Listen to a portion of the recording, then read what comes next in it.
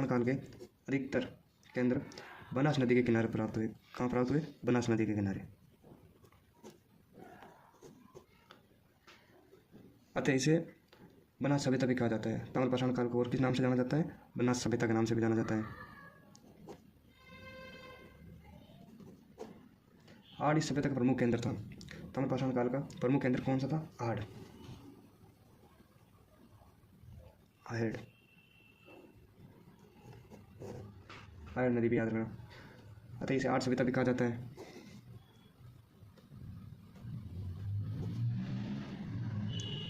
प्रमुख केंद्र था इसलिए इसको आड़ सभ्यता भी कहा जाता है। रतन चंद्र अग्रवाल ने इस सभ्यता की खोज की थी। किसने की थी? रतन चंद्र अग्रवाल, आरसी अग्रवाल। हम बात करेंगे ताम्रपाषाण काल के प्रमुख केंद्र आहड़ की।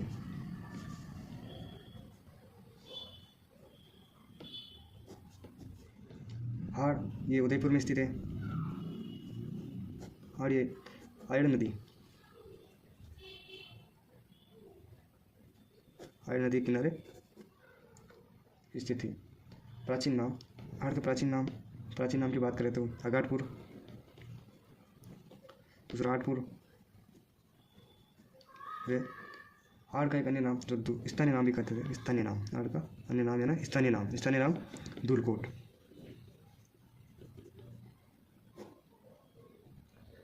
आहड़ के उत्खननकर्ता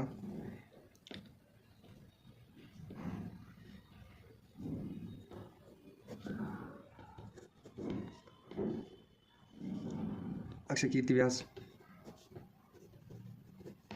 आहड़ के उत्खननकर्ता में सर्वप्रथम खोज करने वाले थे वो अक्षय कीर्ति व्यास थे। रतन चंद्र अग्रवाल ने आरसी अग्रवाल, रतन चंद्र अग्रवाल।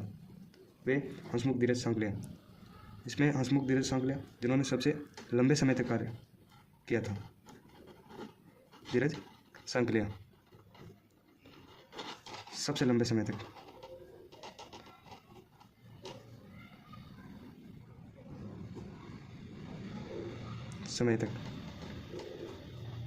वीएन मिश्र, चौथा नाम है वीएन मिश्र, वीरेंद्रनाथ मिश्र।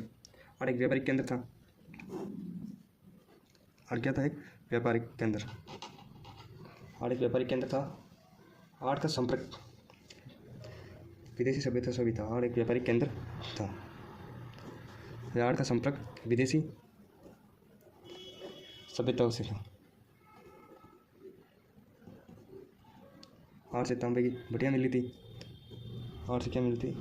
एविडेंस, तांबे की भट्टियाँ।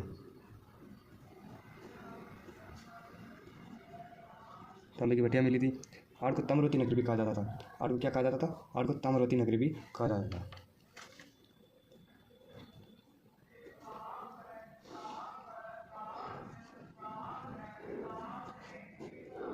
आड़ में रंगाई और छपाई के उद्योग क्या मिले? रंगाई और छपाई के उद्योग। आड़ में रंगाई और छपाई के उद्योग मिले। आड़ से हमें बाट भी मिले। क्या मिले? बाट। वे आड़ से हमें लोजवर्ड मिल गए। लोजवर्ड मन के लोजवर्ड मनके की बात करें तो लोजवर्ड मनके अफगानिस्तान से लाए गए थे। अफगानिस्तान से लाए गए थे। आड़ से हमें बिना हत्थे का जलपत्र मिला। आड़ से हमें और क्या मिला? बिना हत्थे का जलपत्र। बाकी यहाँ लिख देते हैं बिना हत्थे का जलपत्र। बिना हत्थे का जलपत्र जी ये ईरानी था। इसका संपर्क हमें ईरानी। अपोलो के चित्र वाला सिक्का भी मिला। आड़ से हमें अपोलो के चित्र वाला सिक्का। चित्र समझ गए ना? चित्र वाला सिक्का मिला।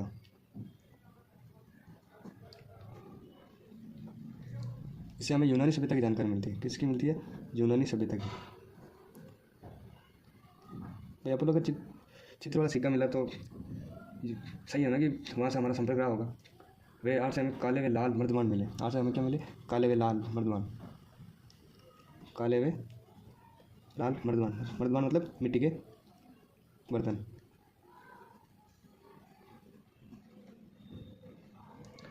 जिन्हें गोर या कोट भी कहा, स्थानीय भाषा में गोर या कोट कहा जाता है। स्थानीय भाषा में क्या कहा जाता है? गोरवे कोट।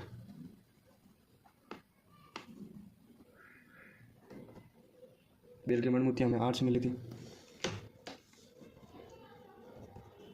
बेल की मणिमूर्ति कहाँ से मिली हमें? आर्ट से। इसे बनास का बेल कहा जाता था। क्या कहा जाता? बनास का बेल। फिर पत्थर की नींव मिली आर्ट से हमें। पत्थर की नींव मिली आर्ट से हमें। पत्थर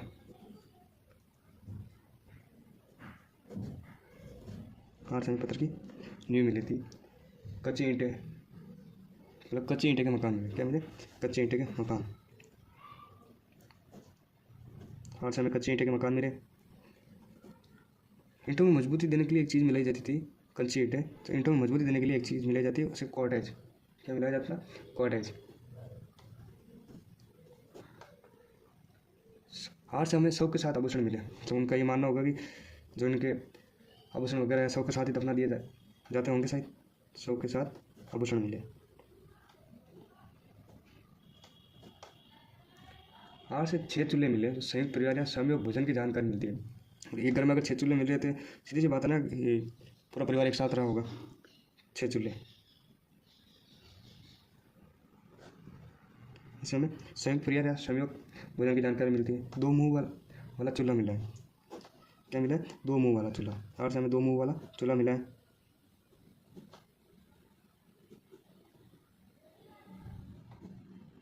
एक सिलबट्टा मिला है।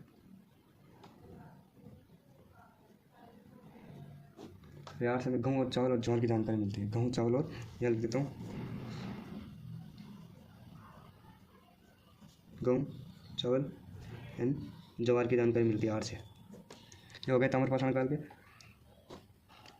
आर्ट सभ्यता के बारे में जानकारी। एक बार वापस बता देता हूँ। आर्ट उदयपुर में स्थित है। आर्ट आयर नदी के किनारे स्थित है। आर्ट का अन्य नाम अगाटपुर या आर्टपुर था। जो स्थानीय नाम धुलपुर था, उत्खननकर्ता अक्षयकीर्ति व्यास, सबसे पहले अक्षयकीर्ति व्यास ने की थी। आर सी अग्रवाल, वे हंसमुख धीरज सांकलिया, जो सबसे लंबे समय तक कार्यकाल।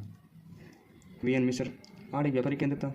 आर्ट का विदेशी सभ्यता था। तांबे की भटिया आर्ट से मिली हमें। ताम्रवती नगरी भी कहा जाता है आर्ट को। आर्ट से हमें रंगाई छपाई के उद्योग मिले। बाट मिले, लोजो निनके मिले जो अफगानिस्तान से लाए गए थे। आर्ट से हमें बिना हत्या का जलपत्र मिला जो ईरानी सभ्यता के बारे में जानकारी देता है। सील, अपोलो के चित्र का सिक्का, अपोलो के चित्र का सिक्का, मतलब यूनानी सभ्यता से हमारा समझ रहा होगा। काले व लाल मर्दमान मिले तो गोल प्लस कोड कहा जाता है। वे आर्ट से हमें बेल की मणिमूर्ति मिली है, मतलब मिट्टी। बनास, जिसे बनास का बेल कहा जाता है। आर्ट से हमें पत्थर की नींव मिली है तथा कच्ची ईंटें के मकान मिले। आर्ट से नींव पक्की थी लेकिन मकान कच्चे थे। कच्ची ईंटों में मजबूती देने के लिए कॉटेज मिलाया जाता था। आर्ट से हमें 2 मुंह वाला चूल्हा मिला जो संयोग भोजन या संयुक्त परिवार की जानकारी देता है। वहाँ से सिलबट्टा भी मिला। शौक के साथ आभूषण की जानकारी भी मिली है। वे 6 चूल्हे मिले आर्ट से। वे आड़, गेहूँ और चावल और ज्वार के भी साक्ष्य मिले।